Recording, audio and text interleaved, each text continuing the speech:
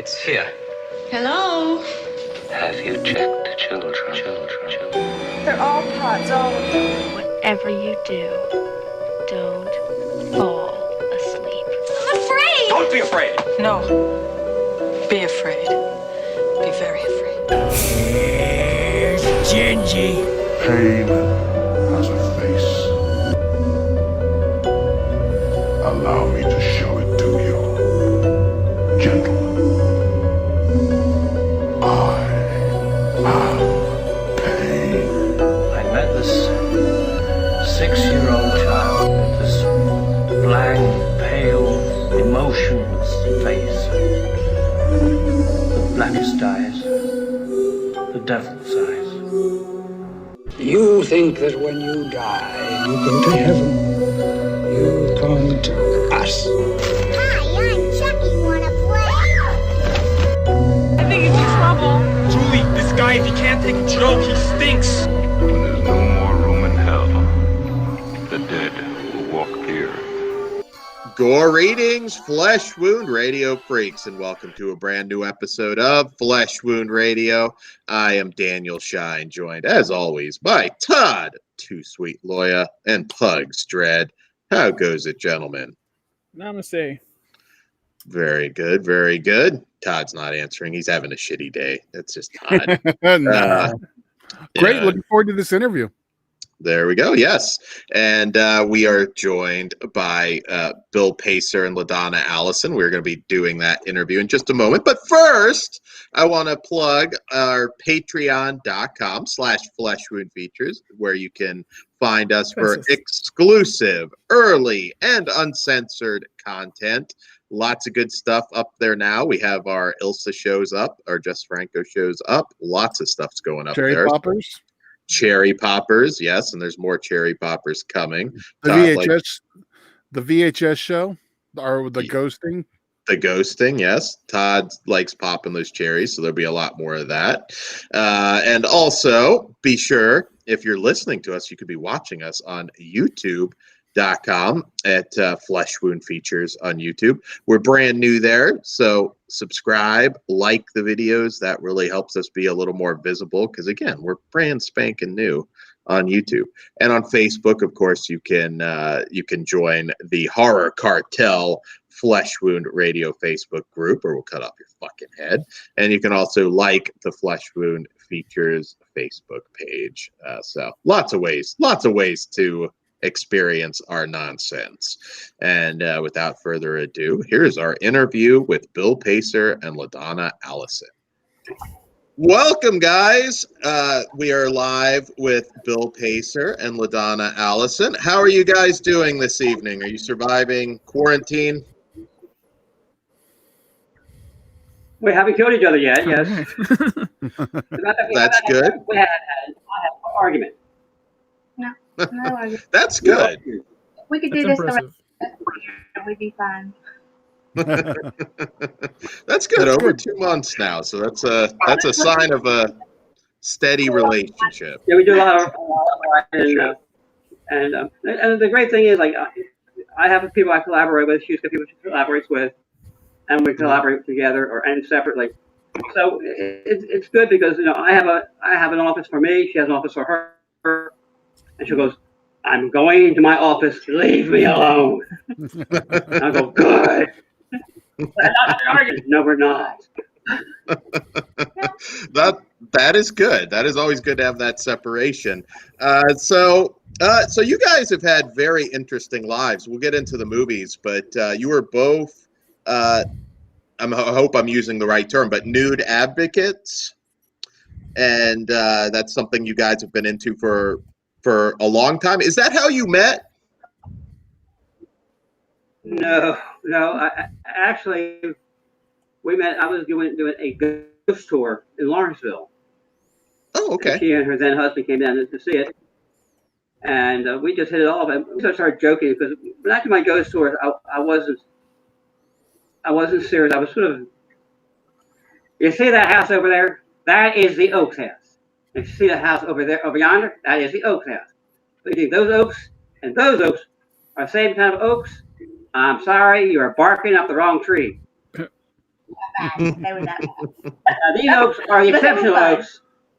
OAKES, because they were exceptional. And those oaks are oaks like the tree, the oaks. But as I always say, different oaks for different folks. I like that. And So, but she stayed afterward, and we talked, and we became friends. And she told me, that I want to be an actress, but I don't have any talent. I want to be a writer. I'm not smart enough. I want to be a nude art model, and I'm pretty enough. And I go, okay. And the first year of her trying to be an actress sucked. She had a perfect record. Everything she touched turned to shit. And it wasn't her fault. But I asked her, do you want to continue? She said, yes. And after she said that, about 2 weeks later, she got a film role, and it soared. It took off. People was like, whoa, she can act. Wow, where'd you get her from? Because she's damn good. She's funny about it. And persistence is key. Hell yeah. So she's stuck with it. She's stuck with it, and she's one of those people who you like. That even when she has a shitty day, she's not feeling well. When you have her on set or on stage, she's sort of. LaDonna, tell them about your very first opening night. The stage. I was on A Christmas Carol, and she played Mrs. Dilber. Yes, I played Mrs. Dilber, and I was going to cook us some dinner before we left to go get ready for the show that night, and dropped a can, and it fell on my foot, and it broke my toe. Oh no! Ooh, yeah, it broke my toe. So I was like, screaming, I think I broke my toe. I think I broke my toe. He came down and he looked at it and he said, "Oh my God, you did break your toe." So I said, "Well, no doctors because they're not going to do anything, and let's just tape it. So we can do that. So let's just tape it to the other one beside of it, and we'll go do the show." And you broke your toe. So we went, and I did 12 shows with a broken toe, and nobody ever knew. And the best part is a rickety ladder with some broken rock on it, and at any stage, if you slip a little bit, you fall into the audience. She did without complaint. Yeah. Wow. The crazy thing about the race stage that I had to climb up the ladder for is I had to come back down in the dark, and they always had various items stored up there. Oh, junk. And the only thing between me and the audience was a black curtain. And every night of every show, my broken toe found something they had up there. Every night I hit it. Every single night I hit it. Wow. Nobody ever knew.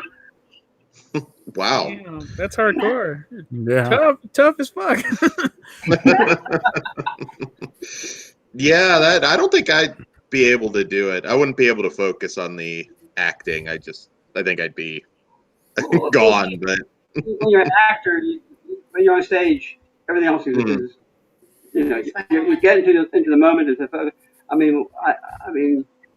You kind of forget about it. It's like you get so caught up in the moment of what you have to do that, or at least for me, I just got caught up in so much of the activity that was going on around me and the things that was expected of me to do and that I knew I had to do, that everything else just got forgotten. So the pain that I was in, and yes, I was in pain, especially when I hit it, it just kind of got pushed to the side and forgotten about, and I just went out and did what I had to do, and nobody knew. yeah, I was gonna say I stubbed my toe and I'm kind of like a little bitch for like an hour. So that is extreme. That's dedication to your craft, for sure. So, the thing is, like, here's another Christmas Carol story. Every Christmas Carol, show we did, I helped write the script, and it was 60% scripted, 80% improv.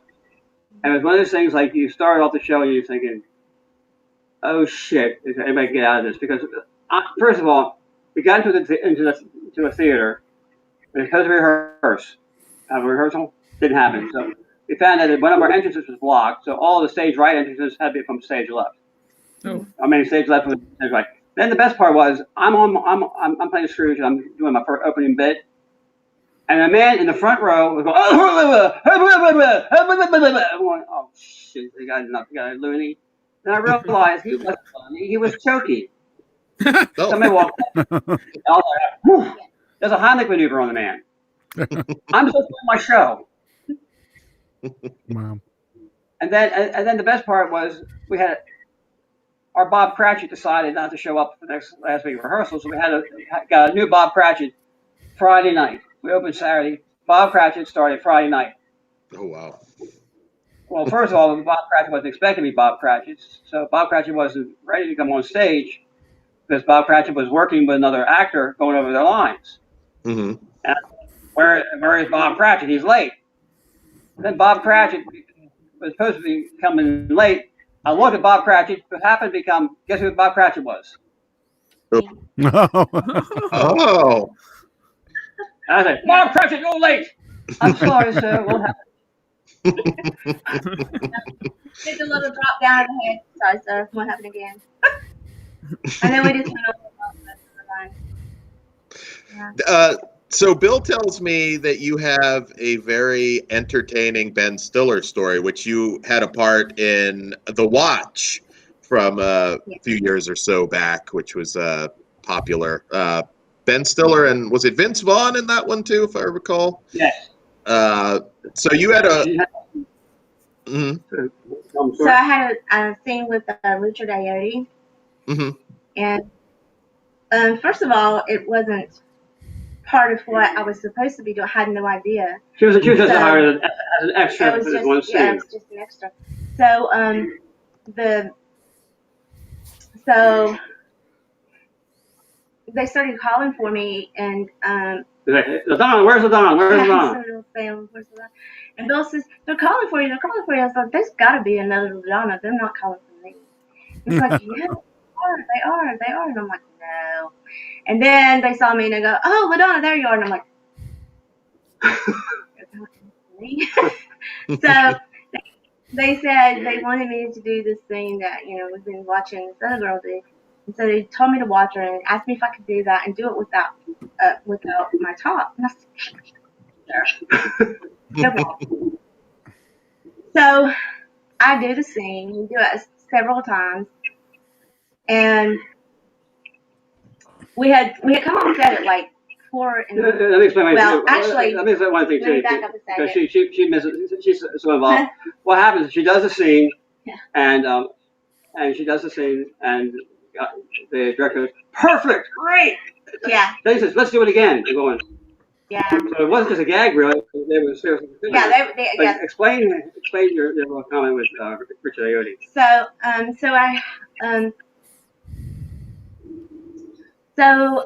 had to walk up to Richard Ayoade, drop to my knees, tug at his pants, and say. Don't say it. I can't say it yet. So I say this line, and I'm tugging at his pants, and he says, "Oh, that was a little close." And I said, "Sorry, just doing what I was told." He said, "Oh no, it was all right." So I'm going about my business. The director says, "You don't have to really tug at his pants." I'm one of those actors. Just go for it. Yeah. I know who he is. You could be the president. And I'm gonna do what you tell me. He's like, oh.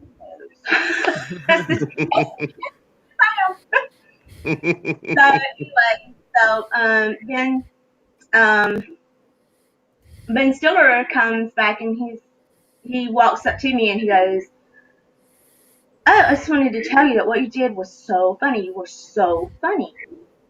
And I said, "Oh, thanks." He said, "We should do it again." I said, "Yes, we should do it again." He said, "Yes, we should." And he walks off. And so everybody starts saying, "Oh my gosh, LaDonna, you just had a conversation with Ben Stiller." I was not paying attention, okay? I was just like there doing doing my job. I didn't care who I was talking to. I wouldn't pay attention to who I was talking to. Just some actor walked up and talked to me. Mm-hmm. And I'm like telling them, you're crazy. No, walk up and start talking to me, you're crazy. And they're like, no, it was Mr. And I'm like, no, he's not going to walk up, pay me a compliment. No. He comes back. He walks up to me. He speaks to me again. I decide, oh, I'm going to look at this guy when he comes to this guy. It was Ben Stiller. Yeah, it was Ben Stiller. So then it's the end of the night, last shot of the night. And we're all really, really tired because we've been on set since like 4 a.m. and it's like midnight. So we're all really, really tired.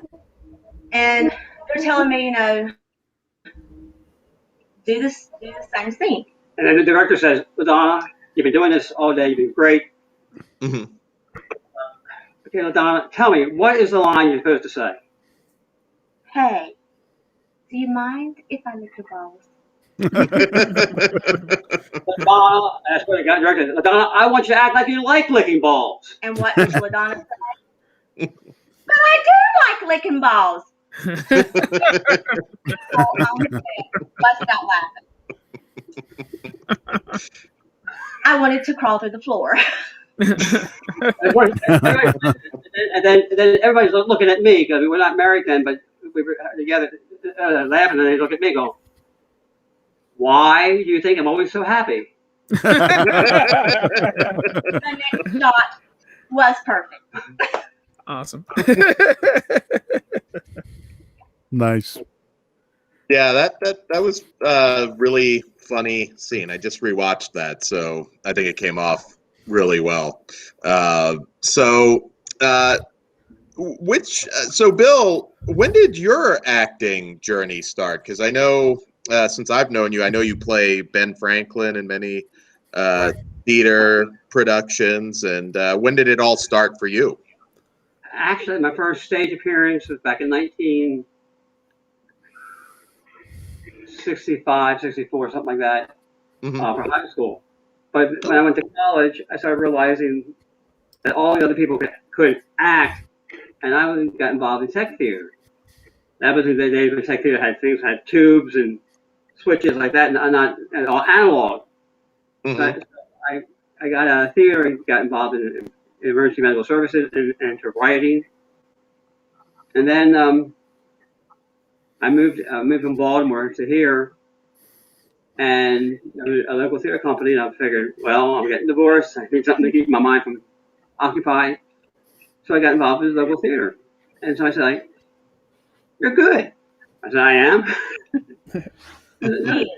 And so I started getting more and more roles, and people started to trust me more with roles. And so it just evolved from that. And the thing is, my advantage is, like, I don't take myself seriously. I take my character seriously. But people know that when I go on, they can have fun with me. I can tell you one of my cute stories. I was doing a show. I was doing a show called Morale Sod in Baltimore, and I was wailing this metal pipe against a metal pipe. Okay, anyway, make a long story very short. Opening night, my fingers between these two metal poles, and got a comminuted fracture. Comminuted fracture means the bone is splintered. I screamed. Very appropriately in Mount Sod. I go down into the area where the actors say for one scene. I said, I broke my finger. The assistant manager statement, I broke my finger. Yeah.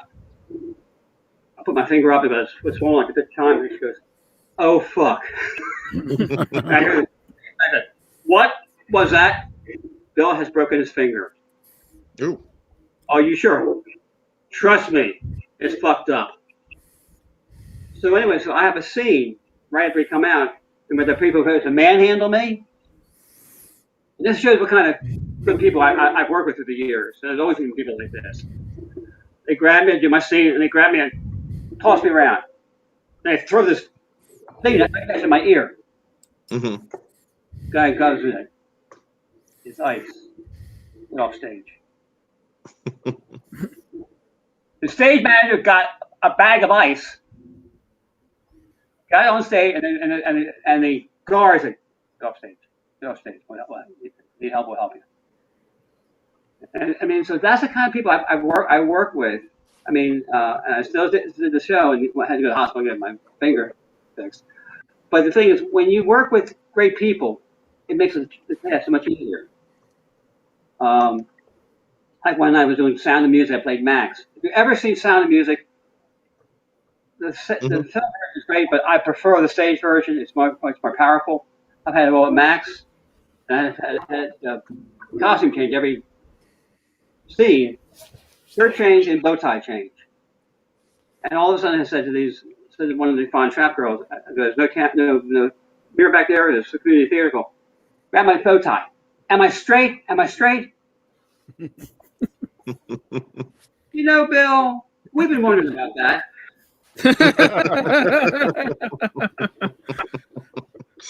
You know?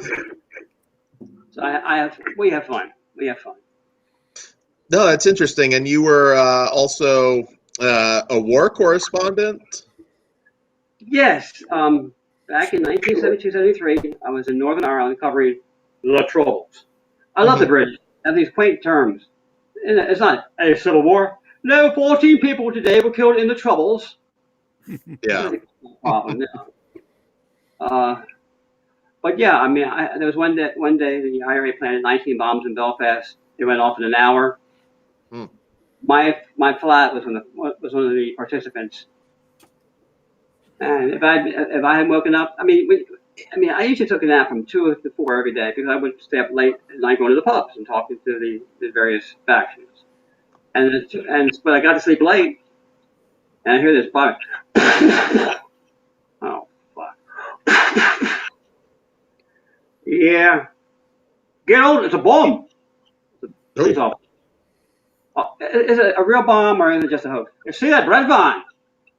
About 30 feet away. Get the fuck out. Clear the building. Get up. Clear the building. Later the bomb went off. Oh, wow. Did it do a lot of damage to the building or? I would have been killed if I had been in there. Oh, Jesus. Wow.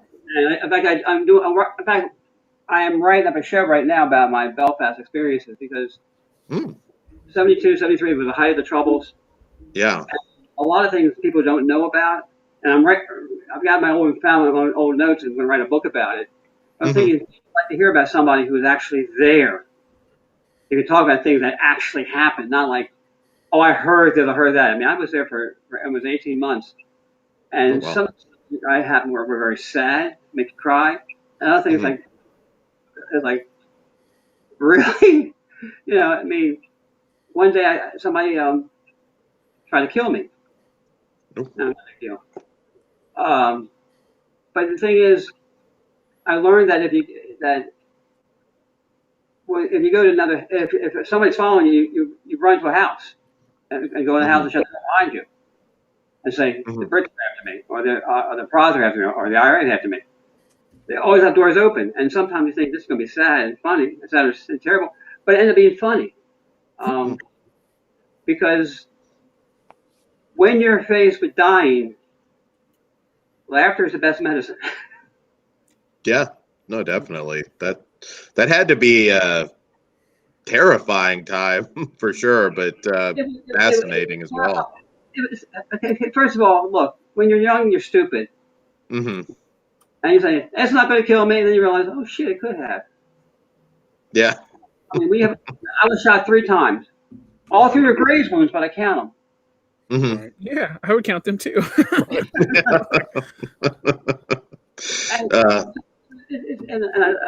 I spent. The funny thing was, after I got my apartment got blown up, I was beaten up by a terrorist gang.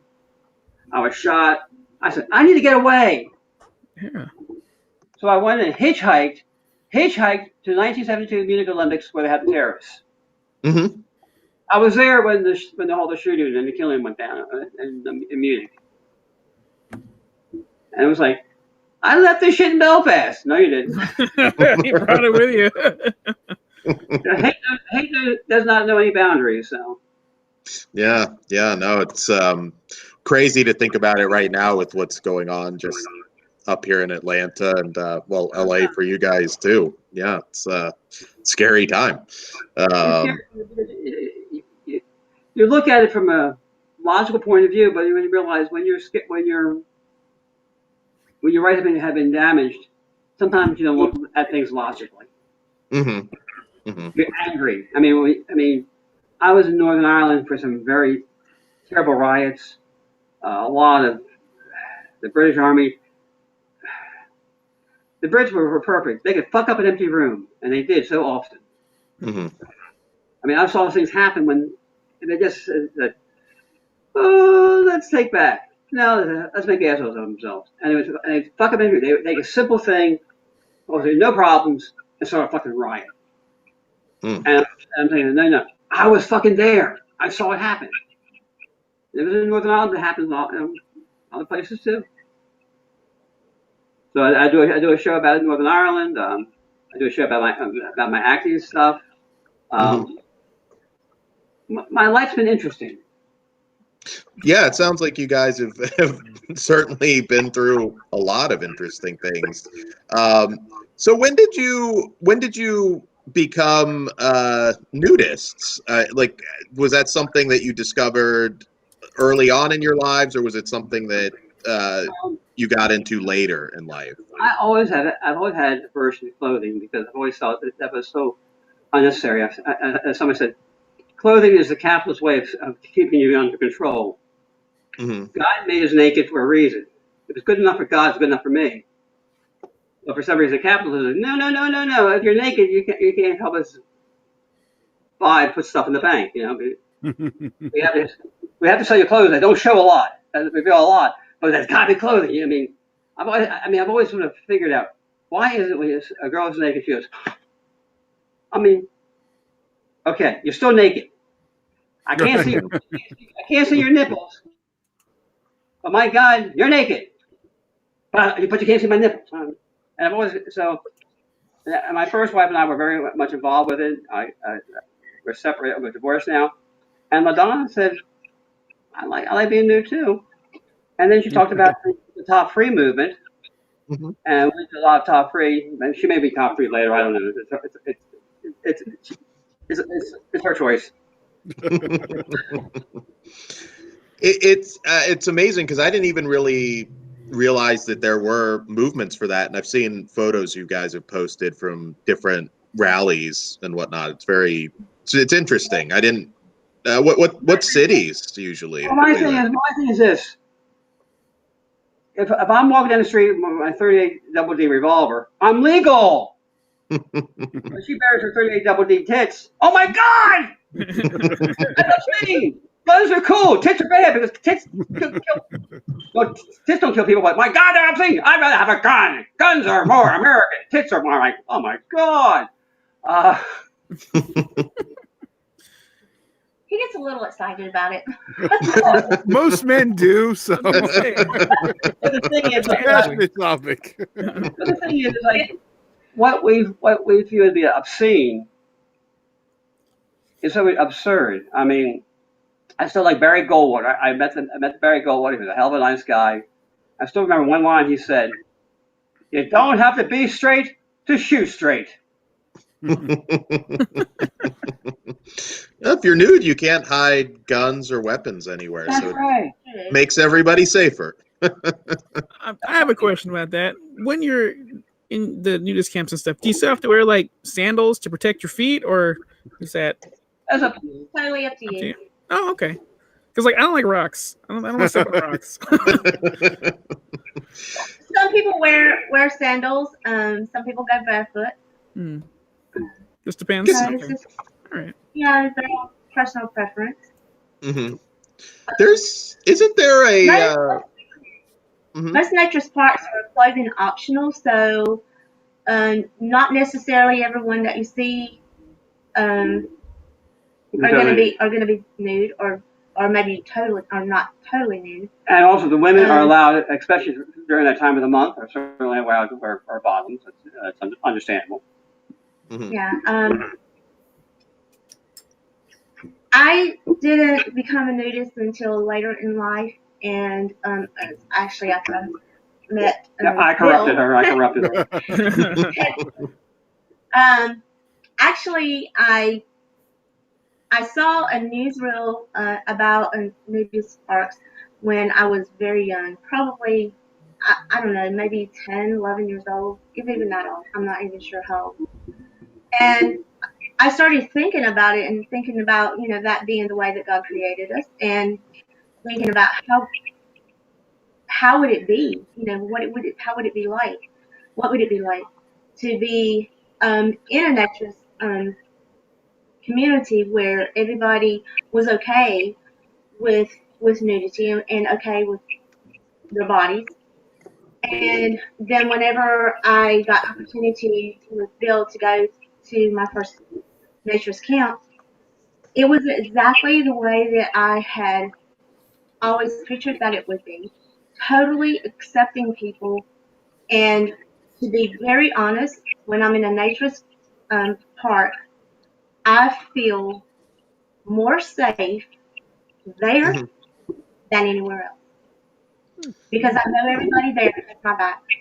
I know that if I'm walking around, everybody there has my back, and so I feel completely safe. Um, Nobody really, it's just such a it's hard to explain, but it's just such a freeing experience to be in a nature park, to be clothing free, to be the way that God made you, and to be among people with like minds who are accepting of that, and it's just amazing, really amazing. It's also interesting because nudist resorts, colonies, have a long storied history in film because during the Code days, you had to be very careful about showing nudity in films, but in documentaries or sort of nudie cuties, they called them back in the days, they could do docs on the nudist colonies. So it was very big early on in film. And I believe I don't know if it's Douglasville, but I know there's one somewhere here in Georgia that I've heard of. There's a couple up in Cleveland, Georgia. There's one in Dawsonville. Oh, there you go, Dawsonville. Okay, that's I think. There's one in Homer. So, by the way, I got specifically talking about this, one of the first people to be nude in film who was popular. Ever heard of Blaze Star? Yes, split. Yeah, I got a picture of me with Blaze Star back when I was working for a weekly newspaper. She helped to judge some beauty contests, and I was the MC, and I had to sit next to Blaze Star. Oh wow, that's awesome. Yeah, I remember the early like Doris Wishman stuff, and yeah, a lot of that was pretty early on because you couldn't do certain things, but since it was, and most were actually shot at nudist colonies. It wasn't just. We don't call them colonies. Colonies are for ants. Colonies, okay, nude parks. That's true. That sounds better. So yes, no, and so you guys, Bill, you had one interesting thing I saw in your bio. You worked with Chandler Riggs pre-Walking Dead, and on a zombie film, Jesus H. Zombie. What was that experience like? It was one of my first films, and it was like, I mean, Chandler Riggs was just a kid. So I met him on set, but it was fun because I was the evil person, and being the evil bastard is so much fun. I mean, I'm sorry. If I was filming like Jesus or the devil, I'll pick the fucking devil anytime. Because it's a lot more fun. And then people say, "Oh, my disgusting!" But I mean, when you look at films, I mean, you guys love films, obviously, and with Goldfinger. Another film, Goldfinger. Yeah. Who's the bad guy? What did they call him in that? Blofeld? Was that it? No, he was. I'm trying to I remember. know this one. That's Yeah, you just rewatched all the Bond I know. Isn't that flicks. when Donald Pleasance? No, this is one with the my mind. I just couldn't remember the name right now. But he took the hat and cut off heads. Oh no, that wasn't that the one you said, Dan? Blofeld, yeah. It's not Blofeld. I can't remember. My brain just forgot the. Yeah. Oh, what I'm saying. We forgot the name, but we still remember the character. Right. Yes. Yeah. He didn't say a fucking word. Oh my gosh, that's a bad word. Fucking word.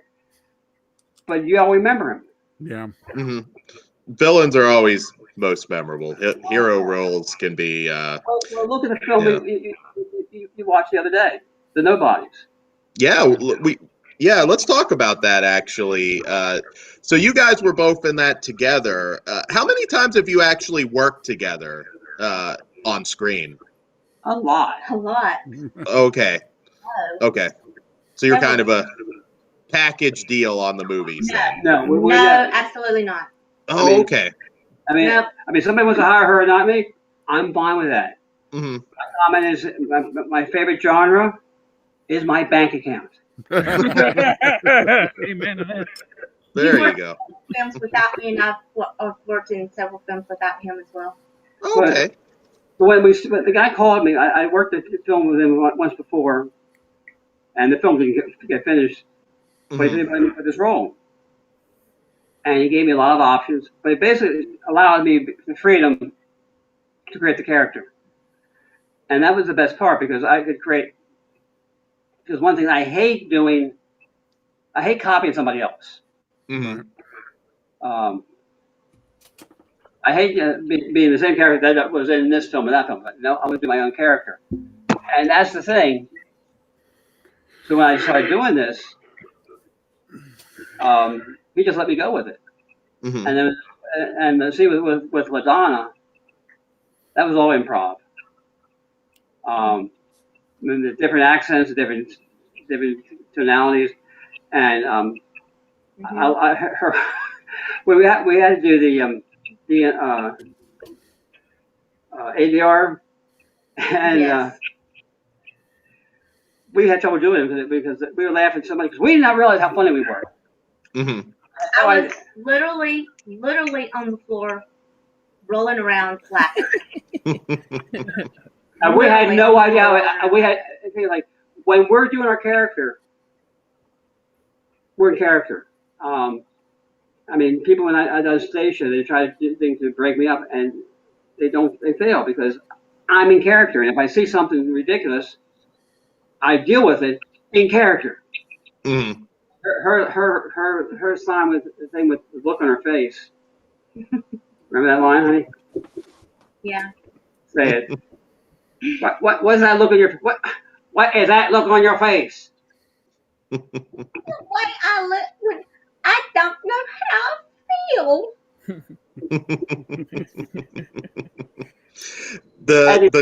Hysterical. And I'm going, what's so funny?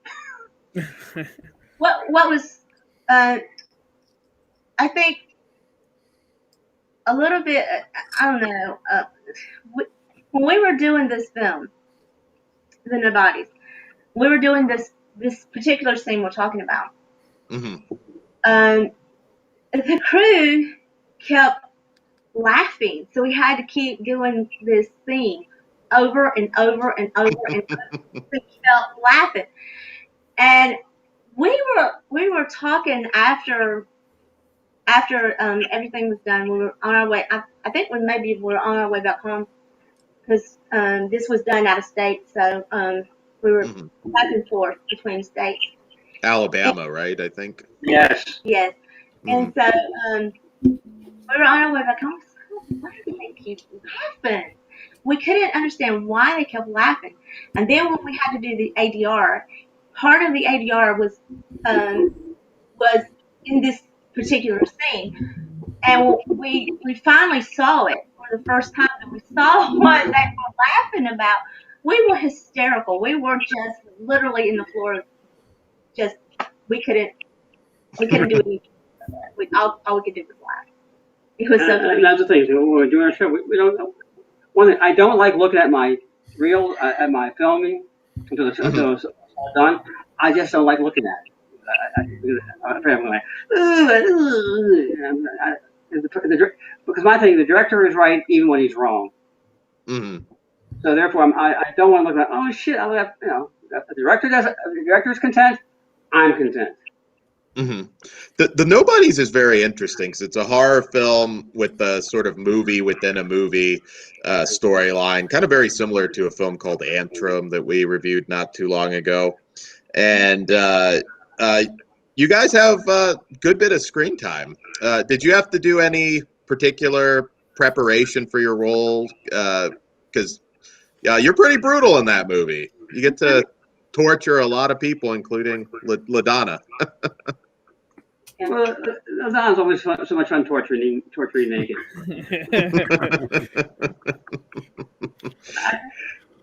I learned something about the Titanic and some other things, but the whole thing was I wanted to make sure that my interpretation was unique. I didn't want to have your typical, I like you, I'm going to eat you and all after I kill you. My life, I like you. I'm going to eat you. Maybe if I kill you. But, I just want to be different. I think I had to practice some on the accent that I was doing because it was a little out there. A little. But I've been blessed. I've been working with some great people. Have you ever read the book, Rocket Boys? Mm-hmm. Remember Hickman's book, The Rocket Boys? I've heard of it. Okay. It was made into the film October Sky. Oh, okay. Okay. Yeah. Well, Homer Hickam Jr. took his book and made it into a musical. And I had the privilege of being in the first stage production of that musical. Cool. So I'm elated for that. Hold on, I just paid this. Okay.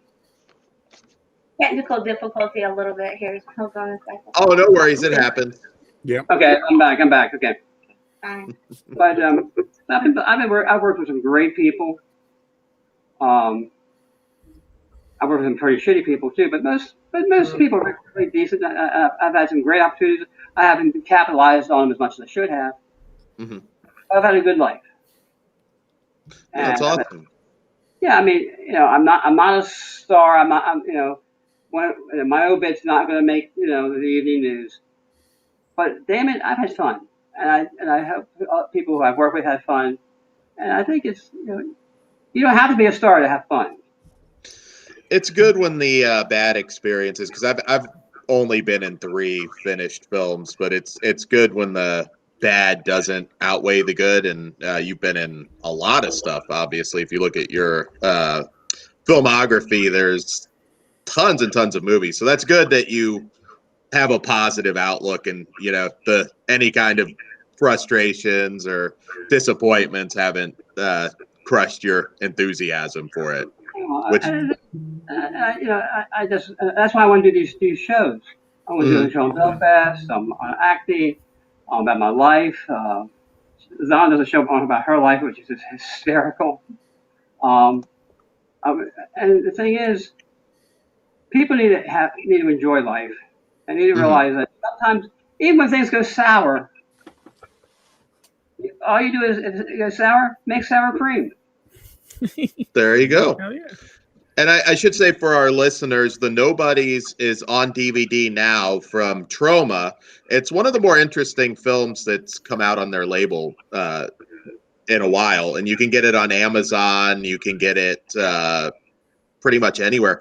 Is there any current projects? Obviously, I assume all is still kind of on hold, but any current projects you're working on or anything you want to promote? Company I'm working on, we can't promote them right now. I just did a sequel to Christmas Carol. Mm-hmm. And so I'm going to have a meeting with my co-writer right after our session tonight, and we're doing because we want to try to get it out by the end of June and flog it to some of the small community theaters because we figure community theaters need a show for Christmas because they probably can't afford. Yeah. Yeah, that's true. Mm-hmm. Yeah, everything's still kind of closed down. Do you think you have any idea? You think when they're going to open back up now? I know Atlanta's moving a little faster than where Pugs and Todd are in Los Angeles. Well, here's the problem. Our problem. The government says one thing, the individuals say something else. Some churches say, "We're open now." Another church says, "No, we're not either." So I think a lot of people are making their own decisions based on what they think is best. I do feel that when the theaters start opening up, they will be crowded. I think people want not so much film, but want to see live theater. They don't want to see people on stage saying, "Hey, that's a real person." Yeah. The person. I mean, my Ben Franklin show. I have like 50-some versions of Christmas Carol of Ben Franklin. Because what happens is I have over 50 topics that I can address. Mm-hmm. So if somebody says, "Do Ben Franklin, but don't talk about God," fine. We won't talk about God. I'll still give you an hour and a half. Or please talk about God. Okay, fine. God is here. If Ben Franklin, he saw man's first flight in the hot air balloon. He was the first hot air balloon flight. He's a fascinating character, fascinating person, and so I have different versions. One time when somebody wants to hire me for Ben Franklin, I said, "What do you want?" She has Mrs. Ben Franklin. If I do Ben Franklin, I do not have the beard. I have the beard for a film role. But I'm glad you liked the Nobodies. It's a different type of film. I wasn't sure if I was going to like it when we started doing it. I had apprehension, but when I saw it, I go, "Whoa!" It came out very good. You guys were very good in it. It's pretty dark, but also funny at times. I highly recommend it, and it's not too hard to find. It's on Amazon. It should be on most streaming services as well. So we highly recommend everybody check that out. You can also Troma Now get the subscription for a few bucks a month. Oh, there you go. Okay, I didn't even know Troma had a streaming service. So yeah, you can see it on Troma Now. And guys, where can everybody find you and keep up to date with you? I know you have a short film out called The Audition that is interesting. I think you can see that on Vimeo, correct? Yeah. Madonna Allison's on Vimeo. We can post the link in our show description too. Oh, okay, yeah. So, all right. So once you're listening to this, you're looking at the links, guys. So we're doing this, live. So guys, thank you so much for joining us tonight. We really appreciate it, and we'll have to have you back. Anytime. Keep us up to date on your projects, and we will talk to you again soon. Thank you, sir. Thank you, all the gentlemen, you sir. Thank you guys very much. Thank you so much. All right, guys, that was awesome. Todd, I know, is looking up these nudist camps right now. He's you didn't learn a damn thing.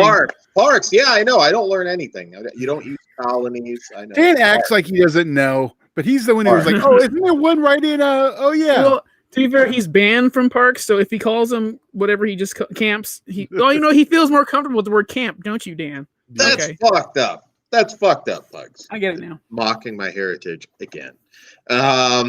So, yeah, I don't think those camps are going to feel as safe, though, once Todd starts going. But he's going to kill that nice, all that, like you said, Blaze Star, all the beauty, and got Todd there and creeping everybody out. We'll be touching on some nudie cuties when we do the early Russ Meyer stuff. Yeah, we will. Yeah, nudie cuties was a unique era that I think a lot of people aren't even aware of. Ooh, there you go. Todd's that's what you're sitting there doing right now, huh, Todd? A lot of burlesque, some nipple tassels going in the background. That's what Todd does during the show. So anyways, guys, stalk us on Twitter, Instagram. We are on everything. Again, Facebook. You can join the Facebook group, the Horror Cartel Flesh Wound Radio group. You can like the Flesh Wound Features page on there as well. Again, YouTube, you are doing us a solid if you like and subscribe. And share. That's very important as well. Flesh Wound Features on YouTube. And of course, again, patreon.com/Flesh Wound Features. We have a lot of exclusive content for you guys. I think probably the most this is wrestling related, but probably the most fucked up show we've ever done, and that's saying a lot on the Owen Hart dark side of the ring. That is the most fucked up non-Patreon episode that we've ever done. So if you want to see that is a Patreon episode. That is Patreon. Then you know what? Fine. I think we're gonna put it on Blog Talk so you can at least hear it. But that one's not going to be on YouTube. That one won't be on YouTube. Guys, I'm serious. If you listen to us and you think we're bad at times, we're not I trying had to a get good off, time. I did too. We're not trying to get off YouTube yet because Dan just said some horrible things. that opening song. So yes. That somehow I picked. Yeah, you did. Can't even man up. You can't even man up and say, "Yeah, I picked that song and it was badass." You know, screw you, Dan. Yeah, I picked that shit. That shit was hilarious. So yes, be sure to tune in for all of that. A lot more coming to Patreon. So we're very good to you guys. We try and really get out that content more than I think a lot of people do. So check it out. I see some on Patreon. It's like, oh man, they do like one show every like 4 weeks or something. It's like, oh no, we deliver our shit. Yes, be sure to do all that. Twitter, I am on Twitter now. So's Flesh Wound Features on Twitter, and it's interesting. I'm new to Twitter. Twitter's interesting. So we want to also thank once again Bill and LaDonna for joining us, and we will definitely have them on again. And look out!